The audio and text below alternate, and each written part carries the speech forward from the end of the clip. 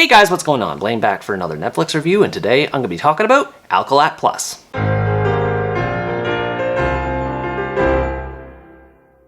Alkhallat Plus is a Saudi Arabian anthology film that tells 4 different stories with similar themes. They all take place within relatively the same area and follow 4 different groups of people, who all engage in and fall victim to some form of deception over time. All of them tell different stories with different tones, but they all connect to each other through the common theme of deception. Each of the 4 different stories centers around the idea that anyone who has a reason to play a trick will employ it, and it explores the consequences that follow these tricks. This is one of the more unique films that I've reviewed for Netflix. For one, because it's the first Saudi Arabian film I've ever seen, and another because it's an anthology film. And for what it was, I really enjoyed it. Although it does have some issues, it's an interesting examination into the concept of lies and how prevalent they are in society, and how they can affect people in various ways. Due to the way this movie is structured, I feel it's best to review the individual stories one at a time, as opposed to the characters. The first story is a comedy, in which a group of criminals try to steal tires off a car prior to a wedding party, but one of them is captured, leaving the other 2 to think of a way to sneak into the party and try to free their friend without getting caught. This one was okay. There's a lot of funny dialogue in it, and it's hilarious to see the 2 criminals try to weasel their way into the party, but at times it can be tonally inconsistent.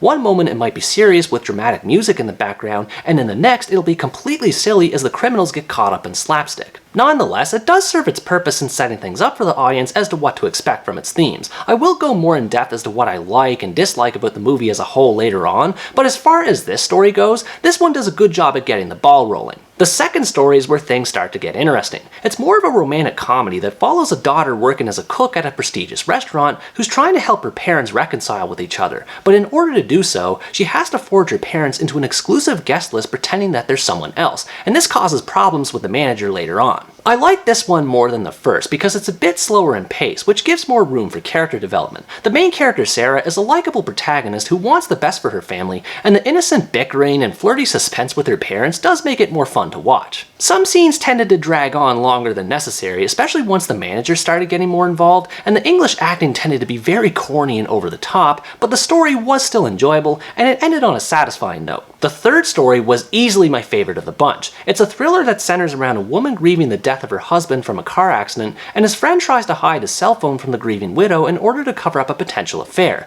which she becomes increasingly more suspicious of. This is where the mind games behind the deception theme of the movie really start to ramp up, and it's made more interesting because of how dramatic it is. It's great to see the widow Reem and the schemer Hamad mentally joust with each other, as well as to watch the mystery behind Reem's husband unravel more and more. The ending is pretty much the only thing I can find fault with, as it's confusing and rushed with how it proceeds, but everything else prior to it is so good that it's excusable. It's a perfect example of how far deception can go in hurting someone, both the one who's deceived and the deceiver themselves. The fourth and final story is sort of a combination of drama and comedy, following a young boy named Saud who talks his way into a private party during a family vacation. His father quickly finds out he's gone missing, and he has to go and retrieve his son before he gets himself deeper into trouble. This story is about on par with the first one. It's a lot more laid back and casual compared to the previous 2, and the stakes aren't as high, but the relationship portrayed between the father and son is nice to see, and it's a good way to close out the movie and tie everything together. Now, as a whole, the movie, as I said, is pretty good. I like that it makes good use of its anthology format, as all of the stories vary in tone and presentation, so no 2 stories ever feel identical to each other, and they're all paced well enough that it's easy to stop and start if one would want to watch the stories one part at a time. Each story has its own identity with numerous social topics examined throughout, such as law and justice, marriage, death, and family being a few examples, and it was so interesting to see the movie explore all of these topics from a Saudi Arabian perspective. Everything in this movie just feels like it has a more religious connotation attached to it, with how bad lying is made to be and how severe the consequences are for engaging in it, which makes it more unique from the average deception story like a spy flick, for example. Deception truly is the core theme of the movie, and all of the previous sub-themes tie into it amazingly. Not only does the movie show how bad deception is in varying levels, but it also shows just how prevalent it is and how often people engage in it despite the dishonesty behind one's actions, whether for good intentions or otherwise. This being said, the individual stories don't go into the respective topics all that deeply, though that's not really a fault of the movie itself so much as it's with the way it's structured as an anthology. Each of the 4 stories are about half an hour in length, so naturally the themes aren't going to be as thoroughly examined as they would be in any other average feature-length presentation. So I won't fault the movie on that front, but there are some other elements that feel a bit half-baked. Some of the conflicts and storylines feel like they resolve too quickly and conveniently, even in spite of their bite-sized nature, with the whole criminal angle in Part 1 feeling a bit rushed, and the ending in Part 3, like I said earlier, being just straight up confusing. Additionally, most of the characters are fairly average in presentation and don't develop a whole lot, at least not to the same level characters in a feature-length movie would.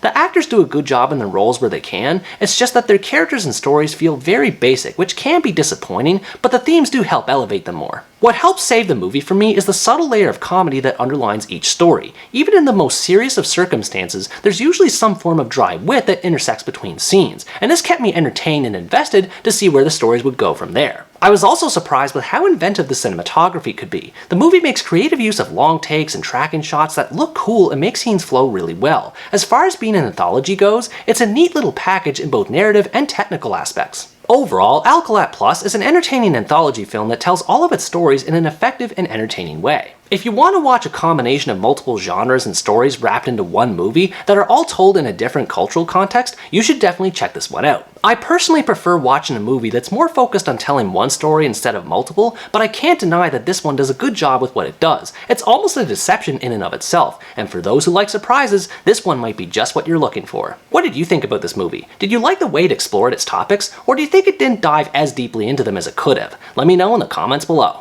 Anyways guys, that's going to wrap up my review of Alkhallat Plus. Thanks for watching this video, I hope you enjoyed it, and as always stay tuned for the next part where next time I review the Korean sci-fi Jung-Yi. Bye bye!